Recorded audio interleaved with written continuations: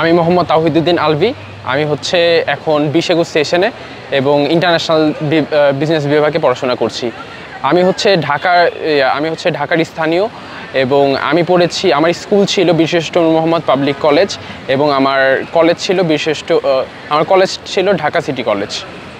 আমার ডাকসু নির্বাচনের কারণ মেনলি হচ্ছে আমার পরিবর্তন, যে আমি হচ্ছে স্বতন্ত্র থেকে দাঁড়িয়েছি কেন্দ্রীয় সদস্য পদে। তো আমার কাজ হলো আমাদের যে পলিটিক্যাল যে বিভিন্ন দলগুলো থাকে, তো তাদের এজেন্ডা হচ্ছে তাদের দলের যে এজেন্ডাগুলো বাস্তবায়ন করা। তো আমার ডাকসুর মেইন টার্গেট থাকবে যে আমি শিক্ষার্থীদের কণ্ঠ হয়ে যেন তাদের কাছ থেকে পরামর্শ নিয়ে যেন কাজগুলো করতে পারি। যেমন আমাদের দেখা যায় যে আমাদের ভার্সিটির নিরাপত্তার খুবই অভাব। তো এটা নিয়ে যদিও অনেক দিন ধরে বলার পরও এটা নিয়ে কোনো ব্যবস্থা নেওয়া হচ্ছে না বা কাজ করা হচ্ছে না। তো এটা নিয়ে স্টুডেন্টরা খুবই কনসার্ন। তো এই নিরাপত্তা নিয়ে আমার কাজ করার ইচ্ছা রয়েছে।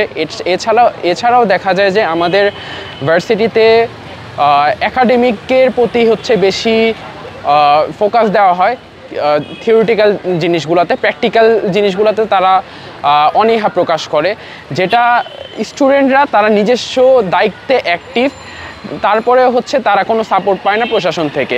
যেমন তারা বিভিন্ন ক্লাব অ্যাক্টিভিটিসের মাধ্যমে তারা বিভিন্ন সভা, সেমিনার অথবা ক্লাবের থ্রুতে কেস কম্পিটিশনগুলো অ্যারেঞ্জ করে থাকে। তো তবুও তারা যদিও ইউনিভার্সিটিকে তারা রিপ্রেজেন্ট করে, তাও তারা কোনো এর সাপোর্ট পায় না। কিন্তু আমরা যদি আমাদের যারা প্রাক্তন রয়েছে, যারা অ্যালামনাই রয়েছে, তাদেরকে প্রশাসনের থ্রুতে যদি আমরা কানেক্ট করতে পারি আমাদের বর্তমান এবং সাবেক স্টুডেন্টদের সাথে, তাদের হেল্প নিয়ে যদি আমরা ইচ্ছা করলে আমরা এক্সট্রা কারিকুলাম অ্যাক্টিভিটিগুলো আমরা অ্যারেঞ্জ করতে পারি। আচ্ছা, আমি মোহাম্মদ তাওহিদুদ্দিন আলভি। আমার শিক্ষার্থীদের জন্য বার্তা আপনারা সবাই ভোট দিতে আসুন, কারণ এটা আপনাদের রাইট। আর আপনারাই পারবেন একটি সুন্দর ক্যাম্পাস গড়ে তুলতে, একটি সঠিক প্রার্থীকে ভোট দিয়ে এবং তাকে নির্বাচিত করে।